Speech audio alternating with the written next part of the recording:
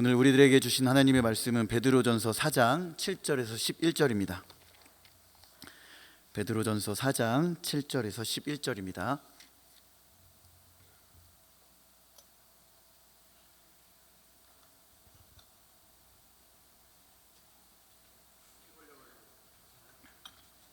네, 한 절씩 교독하시고 마지막 절 같이 읽겠습니다. 제가 7절 먼저 읽겠습니다.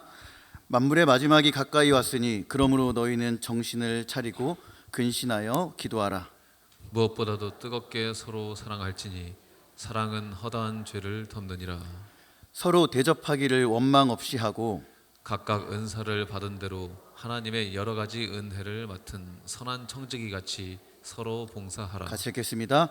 만일 누가 말하려면 하나님의 말씀을 하는 것 같이 하고 누가 봉사하려면 하나님이 공급하시는 힘으로 하는 것 같이 하라. 이는 범사에 예수 그리스도로 말미암아 하나님이 영광을 받으시게 하려 함이니 그에게 영광과 권능이 세세에 무궁하도록 있느니라. 아멘. 아멘. 할렐루야. 네, 오늘도 우리 주님의 은혜가 충만하시기를 주님의 이름으로 간절히 축복합니다. 우리 앞뒤 좌우로 좀 인사하실까요? 당신이 있어서 교회 맛이 너무나 납니다.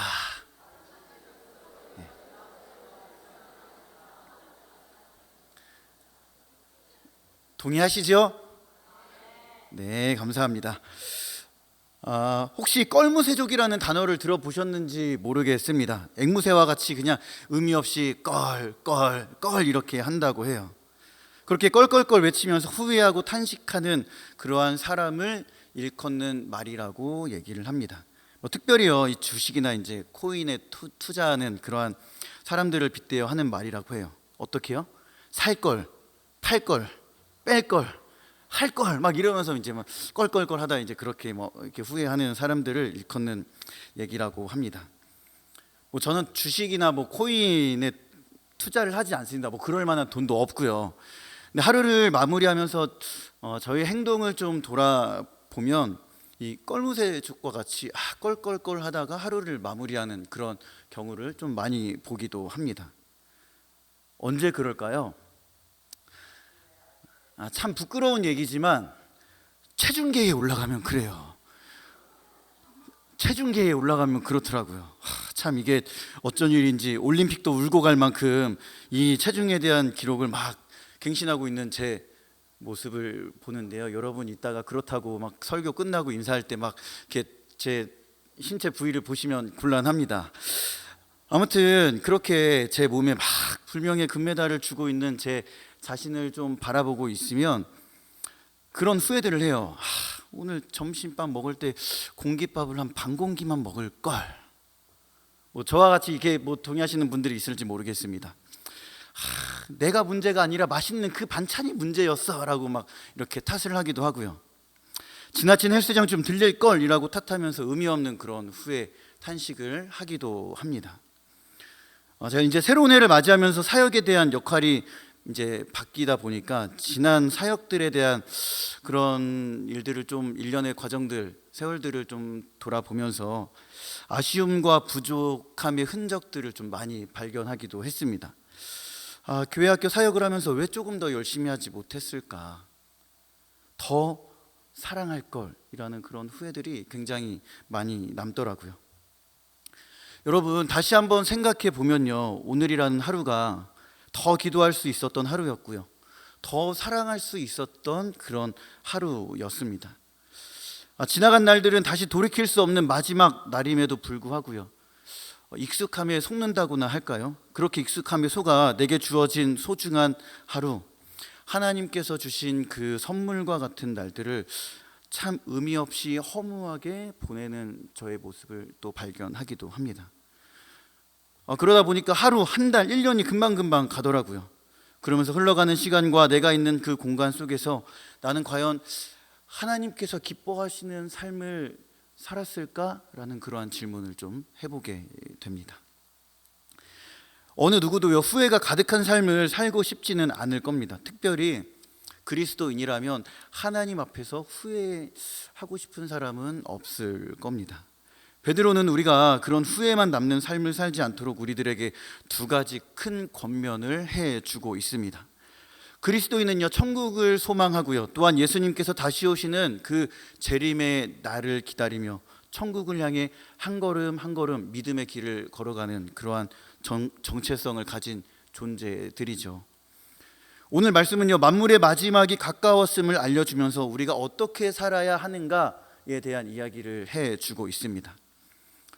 여러분, 만물의 마지막이 가까이 왔습니다. 믿으세요? 제가 이 얘기를 아마 한 몇 번만 더 하면 저를 바라보는 시선이 달라질 겁니다. 여러분, 마지막 때가 가까이 왔습니다.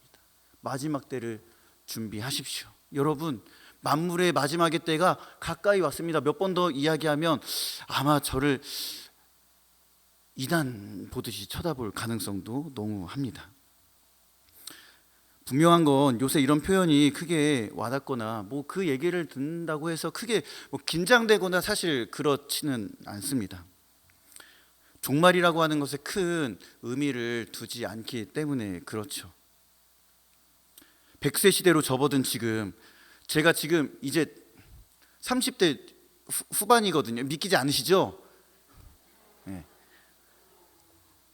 100세 시대를 생각해 보면 60년을 더 살아야 돼요. 와, 끔찍하기도 하다고 해야 돼. 되게 살아온 날보다 살아야 될 날들이 많다 보니까 굉장히 조금 이거 어떤 때는 막 숨이 턱 막히기도 하고 막 기대가 되기도 하는 여러 가지 복잡한 감정들이 있습니다. 하루하루가 너무 바쁘고 정신없이 살아가다 보면 종말은 진부하고 고리타분한 그러한 이야기로 들릴 수밖에 없습니다. 그리고 그렇게 바쁜 하루를 살다 보면 여러분, 무엇이 찾아오는지 아세요? 그 다음 날이 찾아옵니다. 그냥 그렇게 또 하루를 반복하고 그렇게 다람쥐 쳇바퀴 돌리듯이 그렇게 살아가죠. 그게 우리가 살아가고 있는 삶의 모습입니다. 이러한 삶 가운데 성경은 우리에게 만물의 마지막이 가까이 왔다라고 할 때 이 말씀을 어떻게 우리들이 생각하고 바라보고 적용할 수 있을까 한번 생각해 봤으면 좋겠습니다. 베드로가 살아온 당시를 생각해 보면요, 많은 성도들은 자기의 죽음 전에 예수님께서 다시 오실 것이라는 분명한 확신이 있었습니다. 야고보 역시 예수님의 그 재림이 가까이 왔다고 성경을 통해 증거하기도 하죠. 그러나 우리 주님께서 승천하시고 30년 이상이라는 세월이 지났지만 예수님이 다시 오실 것이라는 그러한 어떤 사인은 조금도 보이지 않았습니다. 그러다 보니 이들의 반응은 재림에 대한 의구심과 불신, 더디게 일어날 것이라는 그런 부정적인 생각으로 그렇게 가득했던 것이죠. 박해로 인한 고난은 극에 달할 때 이에 대해 베드로는 자신의 두 번째 편지에서 이러한 얘기를 해주고 있습니다. 우리 베드로후서 3장 8절에서 13절까지의 말씀인데요, 우리 노란 글씨만 한번 읽어볼까요? 시작. 주의 약속은 어떤 이들이 더디다고 생각하는 것 같이 더딘 것이 아니라 오직 주께서는 너희를 대하여 오래 참으사 아무도 멸망하지 아니하고 다 회개하기에 이르기를 원하시느니라. 그러나 주의 날이 도둑같이 오리니 너희가 어떠한 사람이 되어야 마땅하냐? 거룩한 행실과 경건함으로 하나님의 날이 임하기를 바라보고 간절히 사모하라라고 기록되어져 있습니다. 하나님께서는요, 이제 하나님의 구원을 위해 우리 예수님께서 하실 일들은 이제 다 이루셨습니다. 이제는 하나님의 때에 그 재림을 통해 그 일들을 온전히 성취하시는 그 일만 남으신 것이죠. 그렇기에 우리 예수님은 지금 당장 이곳 가운데 오셔도 전혀 이상할 일이 아닌 것이죠. 다만 그렇게 더디게 오시는 이유는 오늘 말씀에 기록된 것처럼 우리에게 다시금 회개해야 할 기회를 주시기 위함이다라고 얘기를 해주고 있습니다. 그리고 주의 날은 도둑처럼 오기에 하나님 앞에서 거룩한 행실, 경건하게 살아가면서 그 재림의 날을 두려움보다는 사모하며 기쁜 마음으로 기다리라 우리들에게 얘기를 해주고 있는 것이죠. 여러분, 그날이 오면 우리는 그토록 보고 싶어 하던 하나님을 얼굴과 얼굴을 대하며 마주하게 될 것입니다. 또한 더 이상 죄와 죽음, 고통과 슬픔이 없는 그러한 영원한 삶을 누리게 되는 것이죠. 이것이 우리 예수님께서 재림을 통해 완성시킬 하나님 나라의 온전한 모습입니다. 그러면서 베드로가 그때까지 우리가 해야 할 거룩한 사명의 두 가지를 이야기를 해주고 있습니다. 우리 첫 번째 사명 같이 한번 읽어보도록 하겠습니다. 같이 한번 읽어볼까요? 시작. 지금이 마지막일 수 있다는 자세로 기도해야 합니다. 네, 7절의 말씀 읽어보겠습니다. 7절이요. 시작.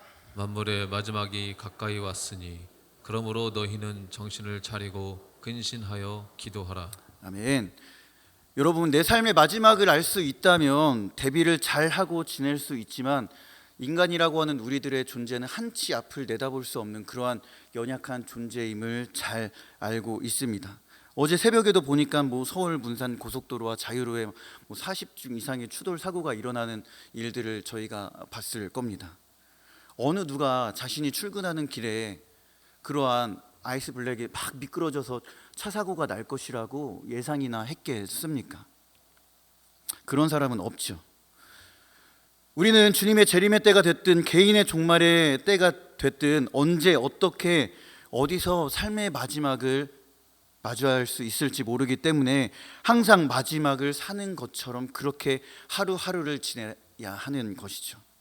앞서 말씀드린 것처럼 불안하고 초조한 삶이 아니라 소중한 것을 받아 누릴 수 있을 것이라고 하는 그 기쁨으로 가득 찬 그 마음으로 오늘을 마지막처럼 살아갈 수 있는 우리들의 믿음이 되어야 합니다. 때로는 고난과 역경, 유혹의 순간이 찾아와도 앞으로 다가올 그 영광과 기쁨, 그것을 바라보며 그것에 마음을 늘 이렇게 하면서 살아가야 되는 것이죠.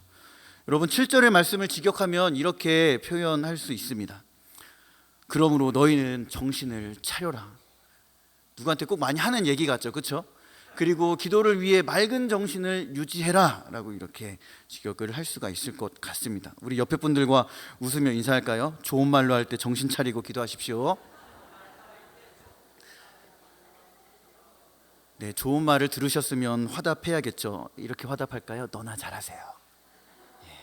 네, 농담인 거 아시죠? 여러분, 우리가요 정신을 차리고 기도하라는 것은 건전한 마음으로 성숙하고 올바르게 상황을 생각하고 그 가치를 생각해 보는 것입니다.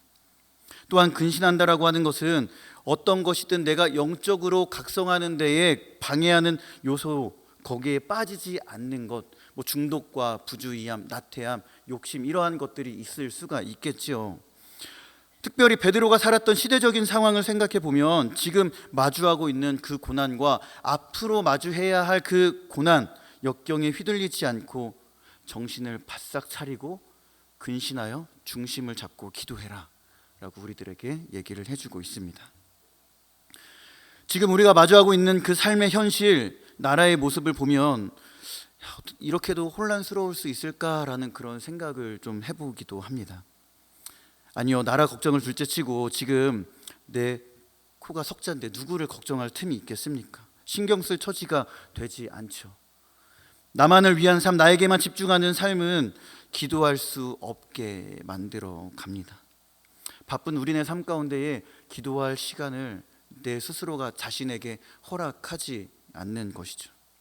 기도하더라도요, 그 기도는 하나님의 나라와 의를 구하기보다는 내가 원하는 것, 만족하는 것을 위해 기도할 가능성이 많죠. 정신을 차리고 집중해서 기도한다는 것 생각보다 쉽지 않습니다. 여러분, 저도 기도하고 성경을 읽을 때에 핸드폰이 옆에 있으면 처음엔 기도하다가 어느 순간 핸드폰을 보고 있는 제 자신을 발견합니다.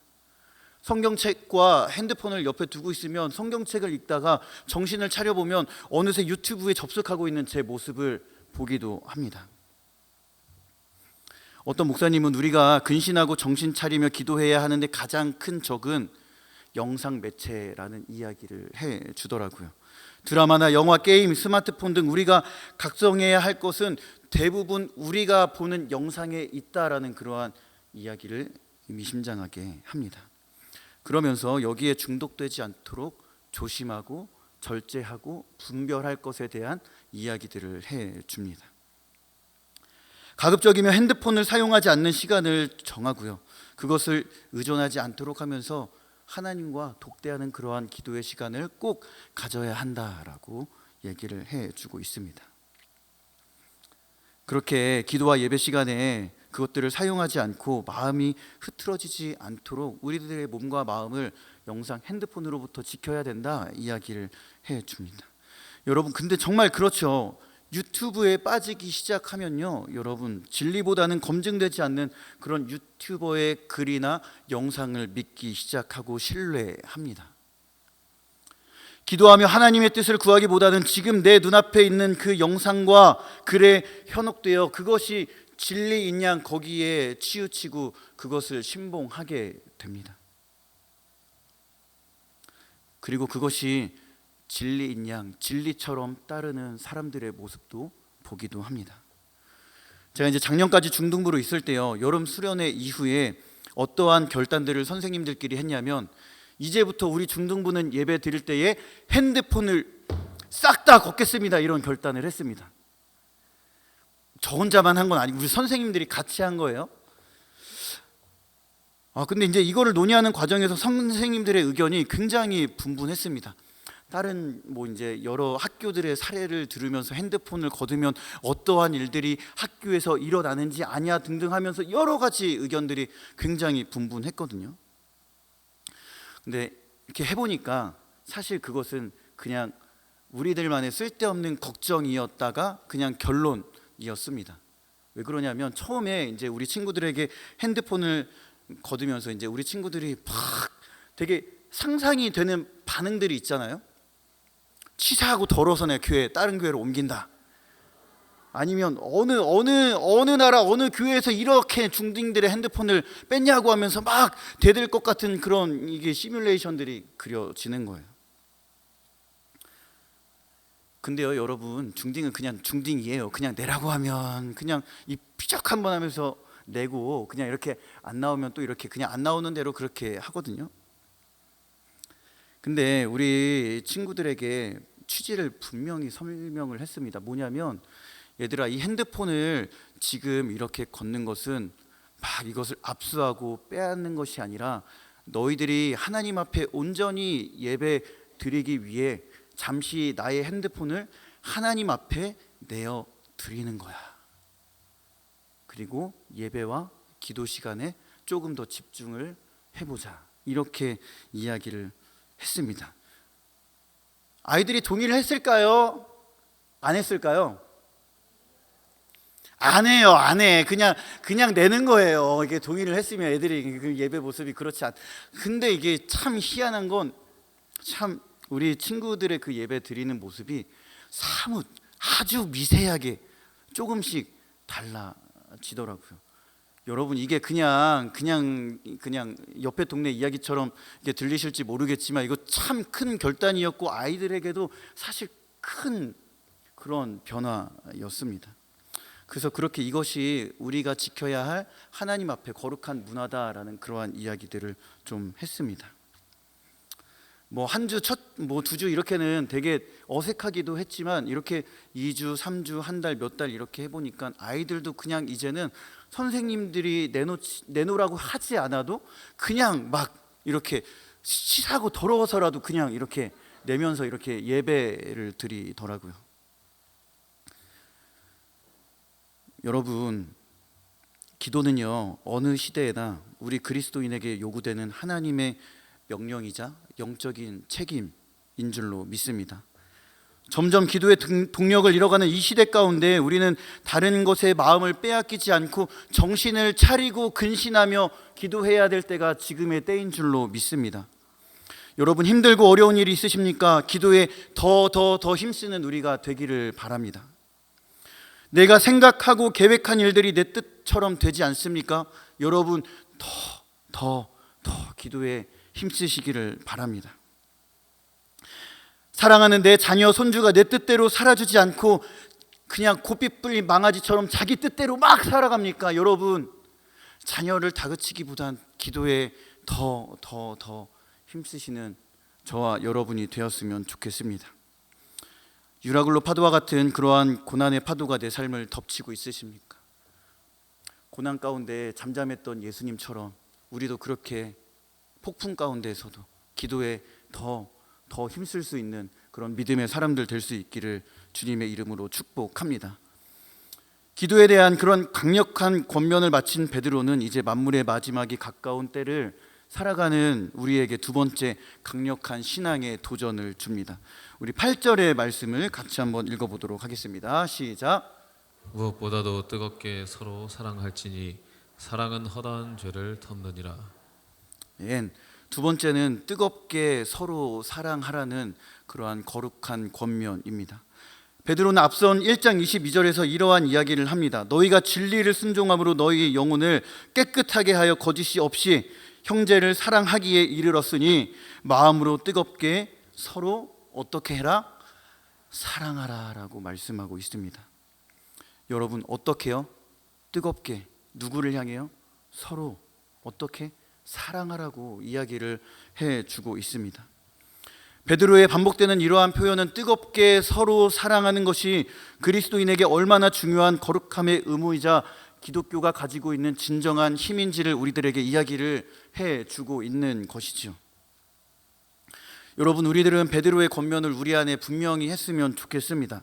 베드로가 지금 우리에게 사랑하면 좋은 일이 일어날 거야, 새로 사랑해보는 것도 조금 의미가 있는 삶이지 않을까? 라고 하는 것이 아니라 뜨겁게 서로를 반드시 사랑해라, 그렇게 지금 권면하고 있는 겁니다.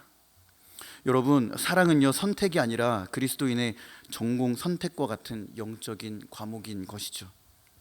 여러분, 말씀 많이 보시고 기도 많이 하시죠?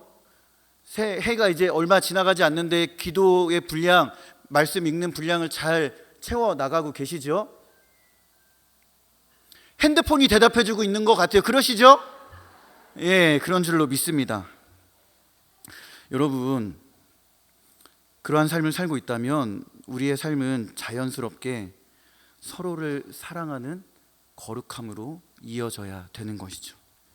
그것이 기도의 삶입니다. 베드로가 얘기하는 서로에 대한 대상은요, 밖에 있는 예수님을 믿지 않는 사람이 아니라 지금 여기에 모인 교회 공동체 안에서 만난 형제 자매를 일컫는 이야기입니다. 오늘 말씀을 준비하면서 올해 우리 교회에 주신 표어를 생각하는데 속으로 막 엄청 되게 벅차더라고요. 그런 상상을 해 보았습니다. 우리 교회가 서로가 서로를 이해하고 돌보며 사랑의 샘물을 넘치도록 흘려보내는 그러한 영적인 공동체, 그러한 교회의 모습으로 서로가 서로를 사랑하는 모습을 그려보니까요, 너무나 가슴이 벅찬 거예요. 힘들고 어려울 때 더 기도하고 사랑하며 하나님을 드러내는 그러한 거룩한 공동체, 하나님을 높이는 영적인 가족, 그 모습을 상상해 보니 너무 가슴이 벅찬데, 이 벅참은 지금 표정을 보니까 저한테만 있는 것 같아요. 우리 모두에게 있기를 주님의 이름으로 간절히 축복합니다. 여러분, 그렇잖아요. 교회 일을 하다 보면 화딱지날 일이 얼마나 많아요, 그렇죠?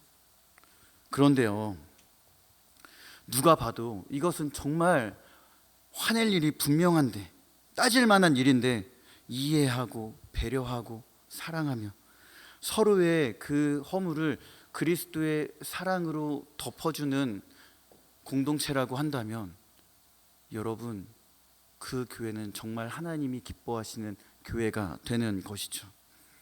앞뒤 좌우에 계신 분들을 보세요. 죽도록 미워하고 싶게 생겼습니까? 아니면 죽도록 사랑하고 싶게 생기셨습니까? 안 보시니까 그냥 저를 보세요. 죽도록 사랑하고 싶게 생겼나요? 아니면 후자는 얘기하지 않겠습니다. 옆에 분들과 이렇게 한번 인사해 볼까요? 제가 먼저 죽도록 사랑하겠습니다.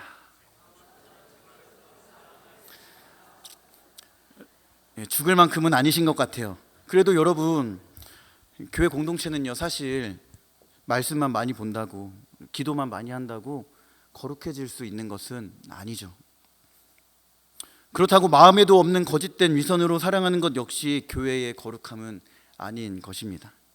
말씀을 읽고 기도하는 만큼 사랑을 흘려보낼 수 있는 것이 진정한 교회요, 거룩함으로 부르심을 받은 성도들의 삶인 것이죠.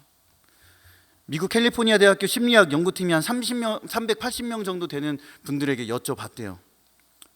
인생 최고의 순간과 최악의 순간은 도대체 어느 때였습니까? 이렇게 물어보니 최고의 순간은 어떤 순간이었을까요? 아름답고 멋진 만남과 관계, 사랑을 할 수 있었던 순간이라고 하더라고요. 그렇다면 반대로 최악의 순간은 어떤 순간이었냐고 물어보니 사랑하는 사람과 이별하고 사별하고 관계 가운데 막 찢어질 듯한 상처를 받은 그 삶이 최악의 순간으로 기억됩니다 라는 얘기를 했습니다. 어떤 의사가요, 임종을 앞둔 사람에게 인생에서 가장 후회되는 일이 뭐냐고 물었더니 이런 얘기를 하더래요. 많은 사람을, 그러니까 내 앞에 있는 사람을 사랑하지 못했던 일, 화내고 투덜거리고 만족하지 못하고 비교하고 누군가를 더 사랑하지 못한 일, 가까운 사람에게 소중하게 생각하지 못한 그러한 일들이 가장 후회가 됩니다. 그런 이야기를 했대요. 여러분, 이어령 교수님이 4차 이제 그 산업혁명 시대와 함께 그 기독교의 문제를 다루는 이야기에서 이러한 이야기를 좀 했다고 해요. 조금 길지만 제가 한번 좀 읽어드릴게요. 빨리 읽어드릴게요. 인공지능 시대에 인공지능이 보편화된다면 사람의 지능이 자랑이 될 수 없을 것입니다. 컴퓨터가 더 많은 지식을 가지고 있을 것이기 때문입니다. 그렇다면 그 시대의 중요한 것은 과연 무엇일까요? 그것은 생명에 대한 사랑입니다. 인간의 생명을 사랑하는 것, 인간을 인간답게 대하는 덕은 기계가 따라갈 수 없는 것입니다. 인공지능, 기계는 생명을 알지 못하고 사람을 이해하거나 사랑하지 못합니다. 그것을 할 수 있는 사람이 중요한 시대가 됩니다. 그런 면에서 인공지능 시대가 다른 어느 때보다도 영성이 필요한 시대가 됩니다. 인간을 이해하고 사랑하는 것은 교회가 늘 가르치고 해왔던 일이기에 4차 산업혁명 시대야말로 기독교가 필요하며 그리스도인이 필요합니다 라는 그러한 이야기를 했더래요. 여러분, 시대가 지나고 과학과 문명, 문화가 이렇게 발달하고 발전할수록 교회는 세상에 흔들리지 않고 영적 중심을 지켜야 하는데 그것은 무엇으로 가능하냐면 오늘 본문에 보니까 그것을 가능케 하는 것은 사랑이라고 하는 겁니다. 기독교 영성의 깊이는 사랑의 깊이와 비례하기 때문에 그렇습니다. 여러분, 곰곰이 한번 생각해 보십시오. 누군가와 함께 예배하고 찬양하고 함께 기도하며 섬길 수 있는 것은요, 하나님의 그 뜨거운 은혜와 사랑이 아니면 사실은 설명될 길이 없습니다. 살아온 배경과 가치, 생각, 이 모든 것들이 다 다른 우리가 모여서 지금 한 공간 안에서 가족을 이루고 그렇게 지금 예배를 드리고 있습니다. 이 일은요, AI나 챗 GPT가 해줄 수 있는 일이 절대 아니죠. 오직 하나님의 형상으로 지어진 사람과 사람이 만나 가능한 일인 줄로 믿습니다. 여러분, 하나님께 영광이 되는 것은 교회가 일을 잘하고 큰 사역을 항상 잘 해내는 것에만 있는 것은 아닙니다. 서로가 서로를 사랑하는 그 사랑의 거룩한 실천, 그 사랑의 행함을 통해 교회가 교회됨의 모습을 보여주는 것, 그것이 우리가 추구해야 할 최고의 거룩한 선한 가치인 것이죠. 우리 교회가 이런 교회 될 수 있기를 간절히 축복합니다. 사랑의 역사로 죄를 덮는 그 은혜가 넘쳐나는 교회에 그 사랑이 전하고 전해져서 우리 모두가 사랑으로 뒤덮이고 정죄함과 다툼, 분열과 이기적인 마음은 다 눈 녹듯이 사라지고요, 뜨겁게 사랑하는 그 은혜를 통해 몸과 마음, 정신적으로 아프고 고통스러웠던 자들이 치유가 되고 회복되는 그러한 일들이 우리 안에 일어날 수 있기를 바랍니다. 여러분, 우리가 그렇게 뜨겁게 서로를 사랑할 수 있는 가장 분명한 이유는요, 죄 많은 우리를 질책하지 않으시고 오직 십자가와 부활의 능력을 통해 우리에게 찾아오신 그 예수님의 뜨겁고 핫한 은혜와 사랑이 여전히 우리들의 마음 가운데 머무르고 있기 때문인 줄로 믿습니다. 여러분, 참으로 신기한 것은요, 그렇더라고요. 이게 사랑하면 참 힘들거든요. 근데 사람이 살아나는 역사가, 내 자신이 살아나는 역사가 있더라고요. 반대로요, 사랑하지 않으면 엄청 편하고 좋은데요, 내 자신이 점점 피폐해지고 말라지고 영적으로 죽어가는 그러한 느낌을 받습니다. 우리 예수님께서는요, 사랑을 잘 하라고 하셨지 일을 잘 하라고 하지는 않으셨습니다. 그렇다고 여러분 일을 잘 하지 말라고 하는 건 아니니까 이 오해가 좀 없었으면 좋겠습니다. 그러나 오늘 말씀을 빌려 다시금 권면과 도전을 드리자면, 여러분 서로를 향한 그 사랑과 대접의 마음에 일말의 원망이 없기를 바랍니다. 하나님께서 각자에게 주신 은사가 있고요, 여러 은혜를 맡은 선한 청지기로 우리들을 부르신 이유는 그 하나님의 뜨겁고 핫한 은혜와 사랑을 고스란히 그 은혜와 사랑의 샘물을 필요한 곳에 흘려보내라고 우리들을 선한 청지기로 보내주셨기 때문이죠. 각각의 은사를 받고 섬기고 봉사하는 것의 방향과 목적은 교회의 교회됨입니다. 또한 어떠한 상황 가운데에서도 기도하고 사랑하라고 하는 것이죠. 말씀을 맺도록 하겠습니다. 여러분, 기도하면 사랑하게 되어져 있고요, 사랑하면 기도하게 되어 있더라고요. 기도가 가는 곳에 사랑이 가고요, 사랑이 가는 곳에 기도가 가게 되어져 있습니다. 우리가 사랑하고 기다리는 그 예수님은 여전히 하늘 보좌 우편에 서서 우리를 위해 끊임없이 중보하고 계십니다. 왜요? 답은 간단하죠. 사랑하니까 그런 겁니다.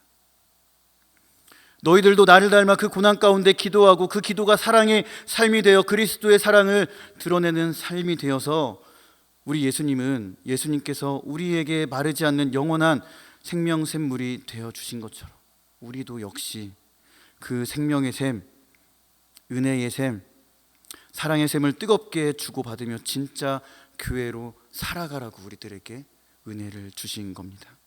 여러분, 우리의 심령에 예수 그리스도의 그 십자가와 부활을 통한 그 뜨겁고 핫한 은혜와 사랑이 충만할 수 있기를 주님의 이름으로 간절히 축복합니다. 그 은혜와 사랑을요, 내 안에만 간직하고 머무르게 하는 것이 아니라 흘려보낼 수 있는 그런 사랑이 될 수 있었으면 좋겠습니다. 그럴 때에 행복한 교회, 또 행복한 성도가 되어 죄와 아픔, 상처의 얼룩으로 메마르고 황폐한 곳이 살아나는 역사가 있을 줄로 믿습니다. 그렇게 치유와 회복이 일어나는 우리 거룩한 빛 운정교회 될 수 있기를 주님의 이름으로 축복합니다.